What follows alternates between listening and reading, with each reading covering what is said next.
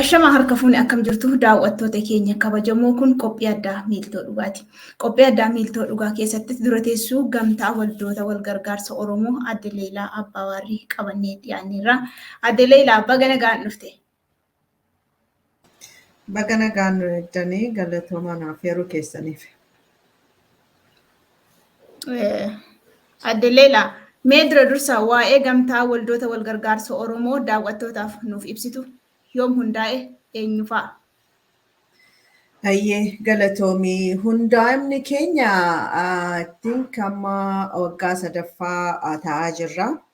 Sana keessatti waldaaleen as keessatti miseensa ta'anii jiranuu waldaa Sikkoo Mandooti, Wabii Maccaa, Odaa Nabee, Baarantoo Maxaboo naannawaa Bahaatii, Shanan Gibee.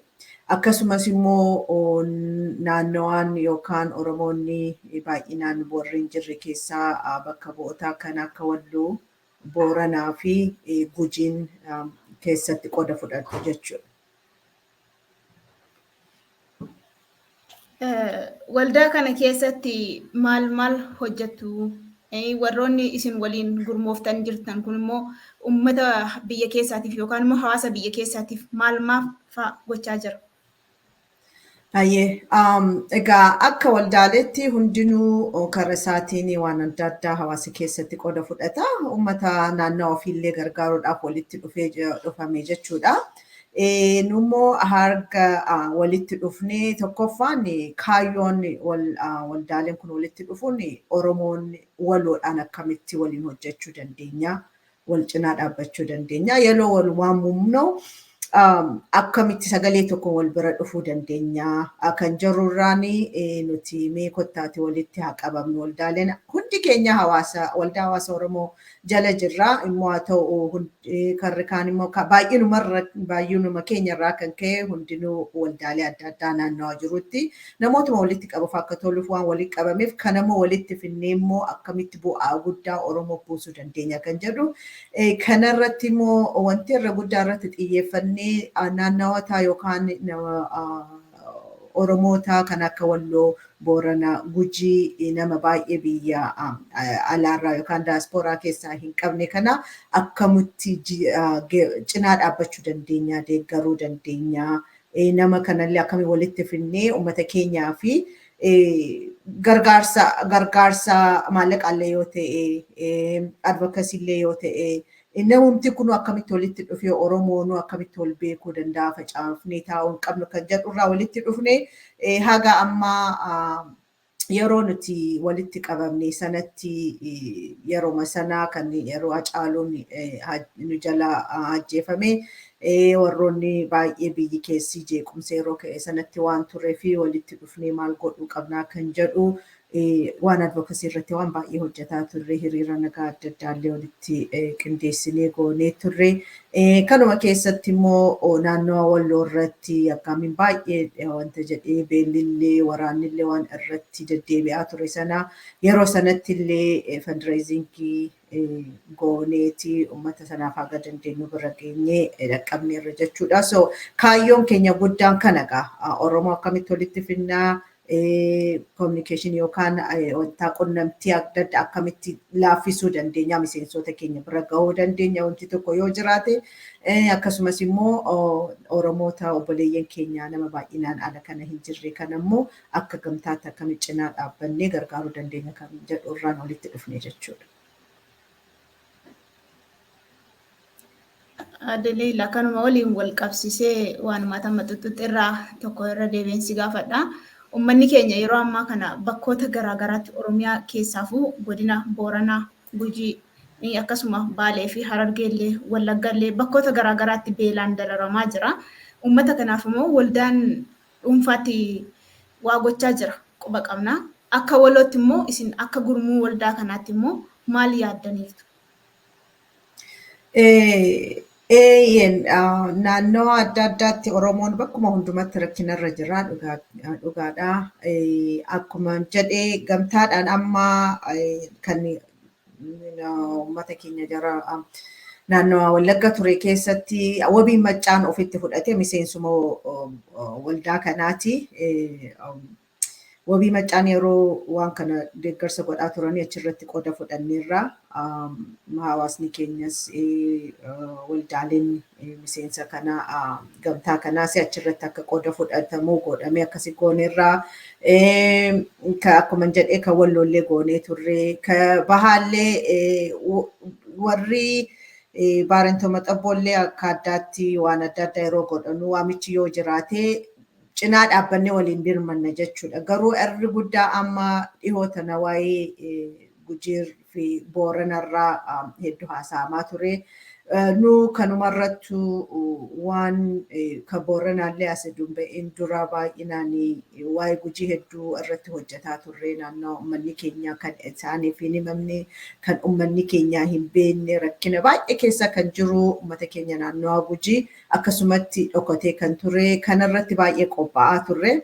Kanuma keessaatuma waan tokko godhuu qabna jennee akka gamtaatti irratti hojjetaa jirru kan Booranaachi dhohee gadi nutti ba'e sanarratti namni hunduu karaa adda addaatiin tumsa gochuutti ka'e jechuudha. Kanuma Booranaa kanaayyuu guyyaallee qabannee tumsa gochuuf gadi baanee turre. Haa ta'u immoo hundinuu amma gaafa wanti kun ka'u karaa adda addaatiin tumsii ka'ee hawaasa keessatti namni akka dhuunfaattis akka gareettis akka dubartootaattis akka waldaaleettis hundinuu fiffiigee irratti tumsa godhaa waan ture mee waan kan duraa amma deemaa jiru kun xiqqoo gaafa qabbanaa immoo akka gamtaatti immoo kaanee hojjennaa namni mana tokko ijaaru citaa waliin saamu jedhanii kanaaf wal jala deddeemnee wanta jechuuf kanuma jiru kana tumsineeti booda immoo xiqqoo gaafa irraa wanti jedhanu immoo itti fufnaa kan jedhu nullee irraa teenye jechuudha malee kana ummatumti kun hin dura nuti akka gamtaatti irratti hojjetaa turre gaa yeroo gamtaadhaan walitti dhuftu biirokraasiin uummata keenyaallee addaa nama hundumaa itti haasoftee nama hundumaa gammachiisuu qabda.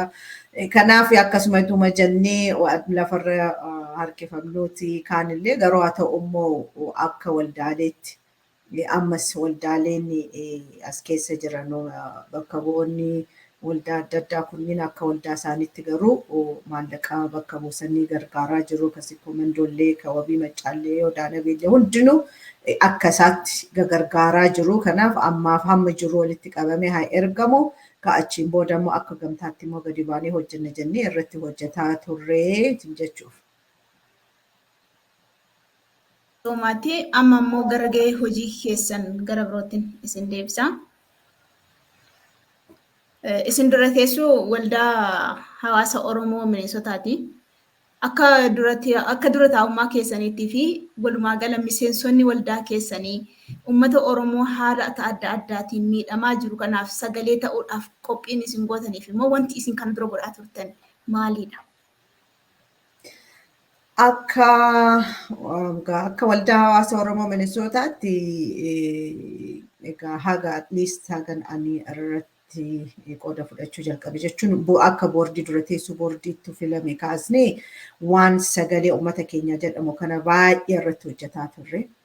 Advokasiin kun yeroo hiriira adda addaa godhamu walitti qabinsa advokasii adda addaa amma Twitter kaampaayiniin amma kan torbaniin Twiitteriin kan ta'aa jiru nuti adda durummaan waan kana hojjetaa tures.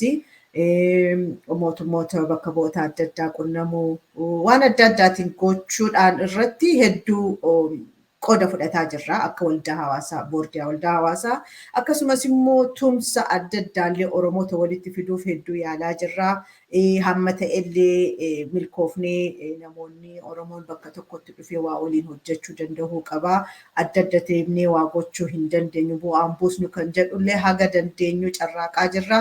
Hamma ta'ee irraa bu'aa buufnee irraa hamma taane immoo xiqqooma duubatti hin deebi'a garuma waan Oromoo haa ta'u immoo garuu hamma nu amma jirrutti waa'een advokasii uummata keenyaa sagalee ta'uu rakkina uummata gadi baasuu hamma danda'ame karaa adda addaatiin cinaa dhaabbachuu irratti boordiin keenya keessattuu ka'ammaa hedduu irratti dalagaa turre irratti dalagaallee jirra jechuudha. Haa ta'u sochiin isin godhaa jirtanii fi waan isin itti jirtan baay'ee nama boonsa. akkuma keessan kana jaarmiyaaleen biyya keessaa haa ta'u biyya biraa biyya alaa jiranillee jaarmiyaaleen Oromoo odoo akka gamtaatiin kophaa kophaa waan gumaachan kana odoo walitti buusanii yookaan walitti dhufanii gamtaadhaan gumaachanii akkuma keessan kana ta'uu malu.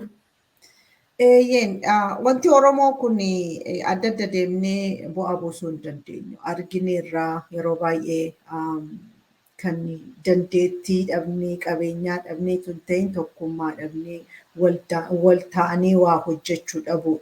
Aynoo tokkummaa gaafa jennu namni waan baay'ee eega. Tokkummaa jechuun tokkummaa bakka tokkotti namni tokko cafaqamee nama tokko ta'u miti. Yaada adda addaallee qabannee yaada sana waan galii keenya dura kaayyoo deemnuuf kanaan walitti qabnee yoo deemuu dandeenya. Ani yaada kiyya fidee atillee yaada kee fiddee waliin garuu mool dura tun dhaabbatin Oromoof bu'aa buusuu danda'uu qabna. Oromoon kana barachuu danda'uu qabna. Wal kabajnee yaadaan adda addummaa keenya fudhannee akkasitti Oromoodhaaf bu'aa buusuu danda'uu qabna. Maaliif koo callaa kan koo qofa karaa koo qofa wanti jedhu haga amma eessaanuu nun geenye.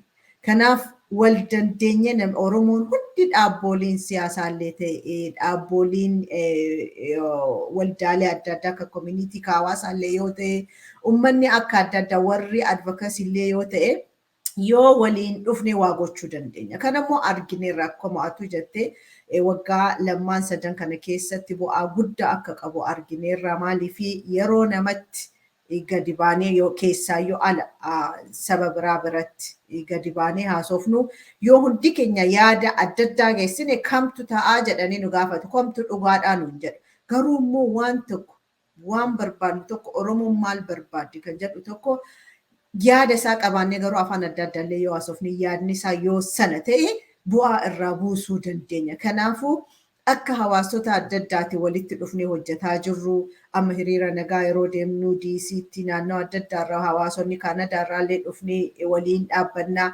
Kanaafuu amma sana warri siyaasaallee kaayyoo adda addaallee yoo qabaatanii akka itti deemanii wanti bu'aan guddaa Oromoo mobilisoomsuudha. Waan fedhe yoo ta'u dhumni isaa uummata Oromoo kana bilisoomsuuf karaa adda addaatillee na deemnu immoo karaa adda addaa sana akkamitti walitti finnee waliin hojjechuu dandeenya.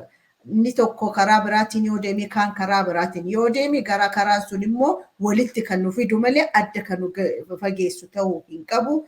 Kan utubuu kan na gargaaru malee kan diigu ta'uu hin qabu. Kanaaf Oromoon dhumni keenya yoo ta'e yoo walitti dhufne wal dandeenye wal dhageenye wal qajeelchinee walii wajjin yoo deemne malee akkasuma amma akka jirru kanatti diinni waanuma hunda keessa seente akkas adda nu qoqqoodaa jirtu boris kanumatu deema. Kanarraa barachuu danda'uu qabna. Oromoon kana barachuu qabna gaafa qaawwa bannee dhiifnu kana diinnii fi abbaan harka keessa seente Oromoo diigaa jirti. Oromoon gad jennee dhaabbannee kana laaluu danda'uu qabna. Akkamitti qaawwa sana cufuu dandeenya? Akkamitti adda addummaa keenya fudhannee fuuldura deemuu dandeenya? Akkamitti yaada adda addaa kana walitti qabnee Oromoof bu'aa akka buusuu danda'uu qabu? Kan teenya waliin haasa'u wal tuffachuu diduu, wal tuffachuu dhaabuu qabna. Beekaanis wallaalaanis Oromummaa sana yoo qabate karaa dhugaadhaan waa tokko Oromoof buusuu danda'a, qabsoof buusuu danda'a. Kanaaf wal hammachuu malee wal abaaruu, wal diiguu, wal arrabsuu kana yoo dhaabne Oromoon eessayyuu hin geenye. Kanaaf kanaan balballi keenya hundi banaa ta'uu danda'uu qabna. Kan balleessee qajeelchinee, kan dogoggoree qajeelchinee ofitti hammannee yoo fuuldura deemna ta'e malee akka amma wal diigaa jirru kana akka amma quba walitti qabaa jirru kana Oromoo bilisummaa keenya achi fagaataa jira malee dhihaataa jiru jechuun barbaada. Baay'ee galatooma. Inni karaa biraan biyya keessatti jaarmiyaan keessan waan guddaa akka hojjetaaruun odeeffannoo isaa qaba miseensa keessan irraa. Biyya keessatti sababa waraanaatiin maatii qabeenya isaa harkaa barbadaa'ee maatii ilmaan isaanii barumsa barachuu dadhabee kanneen akka gargaaraa jirtanii fi maatii san deebistanii gadhaabuu irratti ilmaan isaanii barsiisuu irratti akkasiin hojjechaa jirtan odeeffannoo isaa qaba. Hangam tokko itti milkooftaniirtu waan kanatti? Egaa amma ani egaa waan hedduu keessa jira egaa kamiin haasofna haa ta'u garuu akka waldaalee adda addaa akkuma atuu jette kana karaa adda addaatiin amma akka dubartootaa keessa illee jirra amma yeroo darbe maallaqa walitti guuramaa ture ka dubartootaa keessa illee koree sana keessa jira. Koreen adda addaa ammoo akkuma atuu jettee namoota maatiin irraa dadhabee namoota beela'anii namoota qabsoo keessatti jalaa waa ta'ee haga dandeenye numa gargaarra. Hin milkaa'a eeyyan hin milkaa'a. Maallaqni tokko asirraa erginu maatii tokko waan baay'ee buusuu danda'a. Yoo ituu Oromoon hamma dandeenye wal ijaarre nama lama sadii inillee wal ijaarre maatii tokko bulchuu dandeenya. Maaliif keessaayyuu warri daaspooraa jirru kuni horiin xiqqaa nutti fakkaata. Nuti hadha mana bunaa deemnee ittiin dhugnu tokko nama tokko torban tokko jiraachisa keessaayyuu biyya keessatti. Waan baay'ee hojii irratti hojjetamuu danda'uu qabudha. Milkoofnees jirra. Hamma danda'amu namni yoo gargaarame hadha beela oolee bor immoo daa'imuma kanneentu bori ka'ee qabsaa'ota ta'u biyya bulchu. Yoo hadha qabsaa'ota nama rakkate kana yoo hin gargaarre daa'imman ola deemtu kana yoo hin gargaarre hin bulchine boru eenyu bilisoomsu biyyinu yoo bilisoomte namni keessa jiru hin jiru. Qabsaa'onni gaafa ilmaan isaanii dhiisanii qabsaa'anii yookaan wareegamanii ilmaan alatti haftu ka hadha immoo bosona seenee nuu loluu hin jiraatu. Maaliif boru yoo ijoollee kiyya maaltu ta'a kan jedhutu jira. Hamilee sanatu jira. Kanaaf nuti ka jirullee utubaa ka achi bahullee deeggaraa kan faca'ellee walitti qabuun dirqama nurra jirudha. Hamma dandeenyetti hunda isaa bira geenya jechuu miti. Garuu immoo hamma dandeenye isa harca'e, isa lafatti hafe, isa beela'e haguma dandeenyuun yoo gargaarre rabbillee isarratti nu gargaara. Uummanillee hamilee qabaatee waa gochuu danda'a. Kanaaf namni keenya haga danda'e gurmaa'ee waan akkasiitu godhee Oromoo amma iyyinuuf Oromoo bor bilisoomsuu jennuuf hadha oolchinee bor bilisummaaf illee deeggaruu dandeenyaaf jedha. Haa ta'u adde Leelaa baay'ee galatoomii babal'istee naaf ibsiteetta waan sila gaafii lama sadii hangaafadhu gaafii tokko keessatti naa deebi'eera. Kana keessatti yeroo isin biyya keessatti gargaarsa akkanaa gochuudhaaf tattaafattan kanatti isin biyya fagoo irra jirtu maallaqaan gochaa jirtu malee mootummaan danqaa isinitti uume qaba. Akka waliigalaatti akka Oromootti danqaan hin oolu. Waan danqaa baay'ee keessaa karuma hundumaan gargaarsa eessatu gargaarsa dhuunfaallee gaafa ergitu danqaan inuma jiraata. Biyya alaarraa dhufee eessa deemaa eenyurraa dhufee kan jedhu suni waanuma jiru akka Oromootti illee mootummaan kun danqaa hin godha. Garuu immoo haguma danda'amu danqaa kana keessa darbanii waan baay'ee akka hojjetaa jiranii gabaasaa dhiyuma kana baatii muddee keessaa gadi baanii yeroo waldaan wabii maccaa boordiin isaanii haasa'anu argaa jirra. Kanuma keessa darbanii garuu waan baay'ee akka godhaa jiran mul'isa. Akka yeroo fi maalii gad jedhanii jala darbuu jedhanii kanaaf hammuma danda'ame jarri rakkina keessa darbanillee numa godhaa jiru. Danqaan waanuma jiru. Isarrallee hinuma aanamaa isaafillee jedhamee namni hamilee cabee dhiisuu hin qabu. Garuu waan hin arge keessa akkuma jedhee wabii maccaa tumsa guddaa baatii muddee keessa godhanii turanii yeroo sanarratti waan hojjetaa turanii waan hojjetaa jiran yeroo argitu baay'ee kara tokkoon baay'ee hamilee namatti hora. Kara tokkoon immoo uummanni keenya rakkina hamaa keessa akka jiru. Wanti ammatu guyyaa tokko lamaan itti ergaa jirru kun gaa akka hin taane mul'isa. Uummanni keenya hundi dammaquu danda'uu qabna. Hundi keenya bakka jirru warri dandeettii qabnu hundi walirratti dhiisuu miti. Waan hin xiqqaatee jettu osoo hin jedhin waan qabnu hundumarraa ittisnee waliin tumsinee yoo goona ta'e ba'aa nama tokkorraallee gadi qabuu dandeenya. Garuu akkuma jettu danqaan ammallee hin jira borillee hin jiraata sun immoo nu daangeessuu hin qabu hinuma gochuu danda'ama jechuudha. Gaaffiif deebii keenyallee gara xumuraa irra jirra. Xumura irratti haalotuma biyya keessa jiru waliin wal qabsiisee miidhaa dhaqqabaa jirullee yeroo kanatti uummanni keenya bifa adda addaatiin dararaa hedduu keessummeessaa jira. Isinillee hanga humna keessanii waan hin dadhabne odoo hin jedhin odoo dhiifatiin waan humna keessanii gumaachaa jirtu miidiyaatti illee gadi baatanii lallabuu dabalatee jechuudha. Xumura irratti mee dhaamsa hawaasa keenya haala kana keessa jiruuf qabdu yoo jiraate carraasiif kenna. Egaa hawaasa keenya rakkina keessa jirruu fi egaa rakkinni keessa darbama. Jabaadhaa jenna. Jabina keessallee namnillee yoo ofii waa godhee kaanillee gargaarsa gargaaruu danda'a. Uummanni keenyallee dammaqee waan tokko tokko ofirraa ittisuu danda'uu qaba. Waan jirullee gadi baasee waa hojjechuuf nuti asii hamileedhaan waa gochuuf isaan yoo himatanidha. Yoo isaan jiraatanidha. Rakkina isaanii yoo agarsiisanidha kan gargaaruu dandeenyu.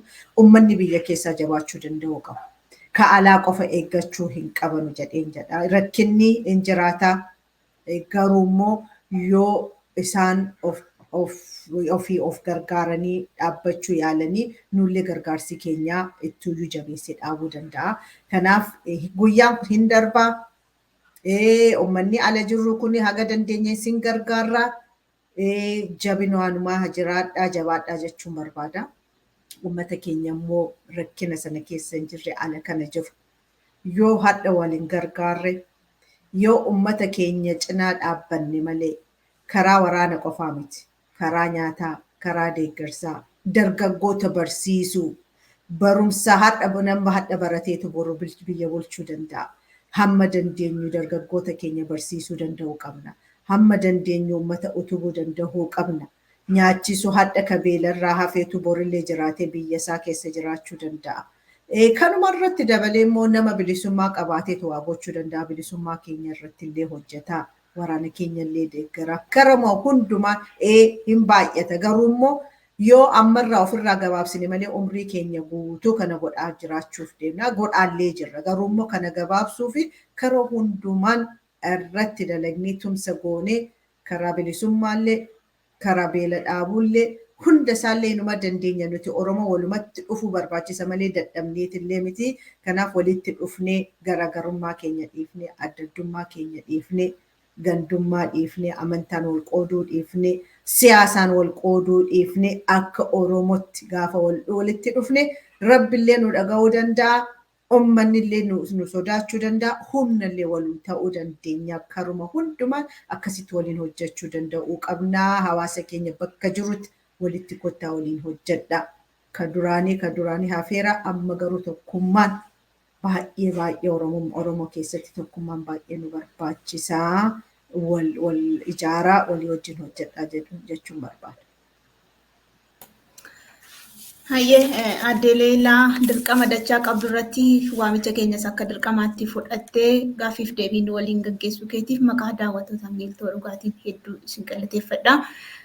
Egaa daawwattoota keenya kabajamoo fi jaallatamoo gaaffiin keenya addaa dura teessuu gamtaa waldoota gargaarsa Oromoo Aadde Leelaa Abbaawarrii waliin gaggeessine kanumaan raawwatee jira. Hanga xumura sagantaa keenyaatti nu waliin ta'uu waan nu hordoftaniif galatoomaa isiniin jenna.